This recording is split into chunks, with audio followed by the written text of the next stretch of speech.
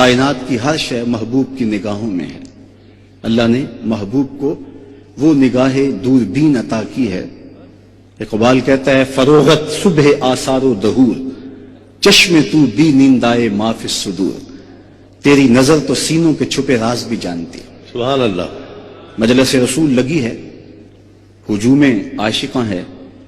ایک صحابی جن کا نام وابصہ بن معبد رضی اللہ تعالی عنہ ہے، وہ آئے اور بیٹھ گئے۔ حضور فرمایا ادنو یا وابصہ، وابصہ دور بیٹھے ہو، نیڑے آ جاؤ۔ اٹھے اور قریب ہو گئے۔ فرمایا اور نیڑے آ جاؤ۔ حضرت وابصہ اور قریب ہو گئے۔ پھر فرمایا وابصہ اور قریب آ جاؤ۔ حضرت وابصہ کہتے ہیں میں اپنے مقدر پہ قربان جاؤں، میں اتنا نیڑے ہوا کہ میرے گھٹنے حضور کے گھٹنوں سے چھونے لگے۔ جب اتنا قریب ہو گیا تو حضور نے ارشاد فرمایا وابصہ کوئی سوال پوچھنے آئے ہو؟ میں نے کہا جی حضور میں سوال پوچھنے آیا ہوں۔ کہا جو پوچھنے آئے ہو پوچھو گے یا میں بتاؤں کیا پوچھنے آئے ہو؟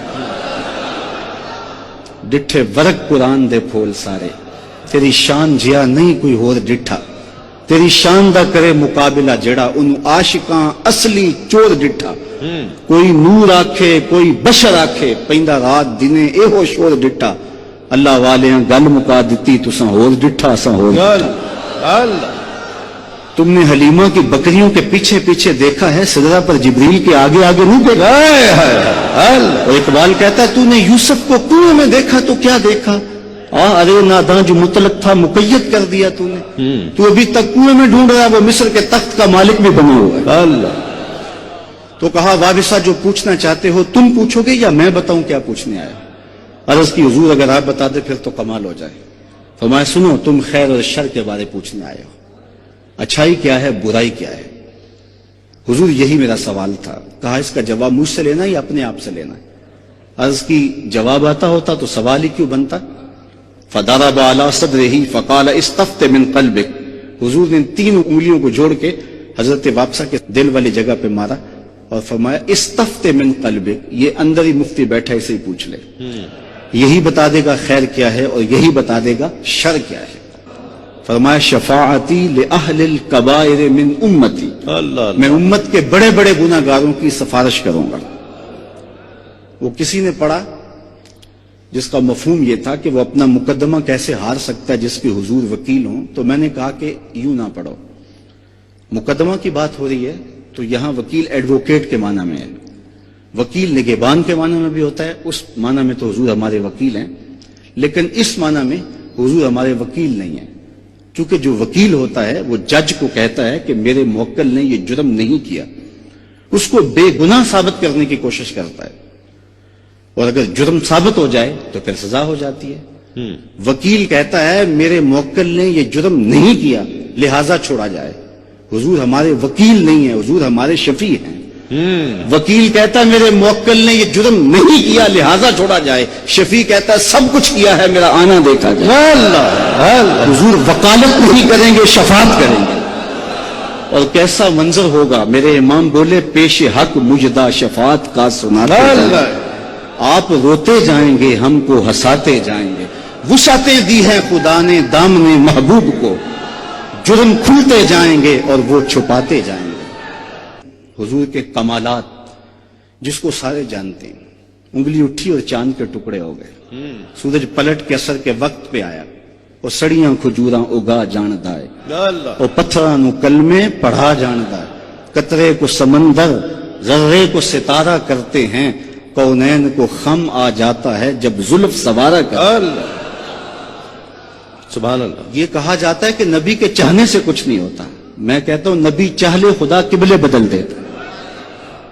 بنو سلمہ کی مسجد ہے، ظہر کی نماز ہے، 2 رکعتیں ابھی پڑھی گئی تھیں، 2 رکعتیں ابھی باقی تھیں کہ خاطر آتر میں بات آئی کہ قبلہ بدل جائے تو کیا خوب، فوراً ہی طائر سدرہ نشین حاضر ہو گئے اور کہا قد نرا تقلب وجہک فی السماء فلنولینک قبلۃ ترضاها، محبوب پروگرام بن گیا ہے تو ابھی رخ پھیر لو، یا اللہ تیری نماز تو پوری ہو لے۔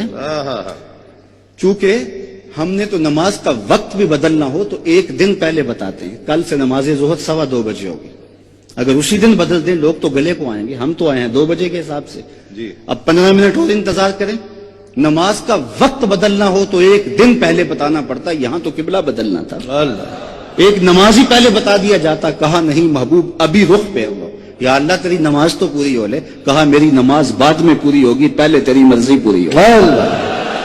می وریا کستوریاں دا جدوں یار نچوڑیاں زلفاں، می وریا کستوریاں دا جدوں یار نچوڑیاں زلفاں، قبلہ اودے بنیا سائم جدے یار نے موڑیاں زلفاں۔ وہ تو رخ پھیر دے خدا قبلے بدل دے، کوئی حد ہے ان کے عروج کی، بلغ العلا کمالے۔ اور میرے امام بولے خرد سے کہہ دو کہ سر جھکا لے، خرد سے کہہ دو کہ سر جھکا لے، گماں سے گزرے گزرنے والے، یا خود پڑے ہیں جہد کو لالے، کوئی کیا بتائے کدھر گئے تھے، سراغ عین و متا کہاں تھا، نشان کیف و الا کہاں تھا، نہ کوئی ساتھی نہ کوئی راہی، نہ سنگ منزل نہ مرحلے تھے، کمان امکان کے جھوٹے نکتوں تم اول آخر کے پھیر میں ہو، محیط کی چال سے پوچھو کدھر سے آئے کدھر گئے تھے، کوئی حد ہے ان کے عروج کی، بلغ العلا کمالے۔ واہ سبحان۔ محبوب وہ ہیں جو خدا کے بھی محبوب ہیں، اپنا معیار زمانے سے جدا رکھتے ہیں، ہم تو محبوب بھی محبوب خدا رکھتے ہیں۔ کیا بات۔ ہمارا محبوب گلیوں میں گھومنے والا کوئی شخص نہیں ہے، یہ رت جگہ ہم کسی دنیا دار کے لیے نہیں کاٹتے، ہمارا محبوب وہ ہے جو خدا کا بھی محبوب ہے۔ کیا بات۔ یہ معیار ہے۔ حضرت ابو ہریرہ رضی اللہ تعالیٰ عنہ اس جمال جہاں آرا کے وصف کو بیان کرتے ہوئے کہتے ہیں، کل قمر لیلۃ البدر لم ارا قبلہ ولا بعدہ مثلہ۔ کیا پوچھتے ہو، 14ویں رات کا چمکتا ہوا چاند تھا حضور کا چہرہ، پھر کہتے ہیں نہیں حضور جیسا نہ پہلے دیکھا نہ بعد میں دیکھا۔ حضرت حسان بن ثابت پاس کھڑے تھے، کہا دیکھتے کیسے، کسی ماں نے جنم دیا ہوتا تو دیکھتے، خدا نے وہ سچائی پن چھڑیا جدے وچ محمد نو ٹالیا سی، خدا نے حسینہ جمیلہ دا منہ موڑ دیتا، محمد بنا کے قلم توڑ دیتا۔ چہرے کا حسن تو چہرے کا حسن رہا۔ حضرت میمونہ بنت کردم رضی اللہ تعالیٰ عنہ فرماتی ہیں کہ حج کا موقع تھا اور میں اپنے والد گرامی کے ساتھ حضور علیہ السلام کی بارگاہ میں حاضر ہوئی، تو حضور ناکا پہ سوار تھے، اونٹنی پہ سوار تھے، تو میرے باپ نے حضور علیہ السلام سے کوئی مسئلہ پوچھا اور میری ہمت نہیں پڑ رہی تھی کہ حضور کے چہرے کو دیکھوں، تو میں حضور کے چہرے کو تو نہ دیکھ پائی، لیکن حضور علیہ الصلوۃ والسلام کی مبارک انگلیاں، پاؤں کی جو انگلیاں تھیں، میں نے ان کو دیکھا۔ فرماتے ہیں فما نسیتو فی ما نسیتو طول اسوا، کہتے ہیں آج تک حضور کی انگلی کا وہ حسن ہی نگاہوں سے ہٹتا نہیں ہے۔ یار جس کے قدم اتنے سونے ہیں اس کا چہرہ کتنا سونا ہوگا۔ قدموں میں جبیں کو رہنے دو، چہرے کا تصور مشکل ہے۔ کیا بات۔ قدموں پہ جبیں کو رہنے دو، چہرے کا تصور مشکل ہے، جب چاند سے بڑھ کر ایڑی ہے رخسار کا عالم کیا ہوگا۔ کیا بات۔ کل قمر لیلۃ البدر لم ارا قبلہ ولا بعدہ مثلہ۔ روایت کرتے ہیں حضرت جابر بن سمرہ رضی اللہ تعالیٰ عنہ کہتے ہیں لیلۃ الادھیان تھی، 14ویں رات کا چاند چمک رہا تھا اور پوری آب و تاب کے ساتھ دمک رہا تھا، اور حضور لال دھاری دار چادر اوڑے جلوہ فراز تھے۔ میں کبھی حضور کو دیکھوں کبھی چاند کو دیکھوں، فائزہ ہوا احسن عندی من القمر، پھر میں نے فیصلہ کیا چاند نہیں میرے حضور ہی سونے ہیں۔ اللہ اکبر۔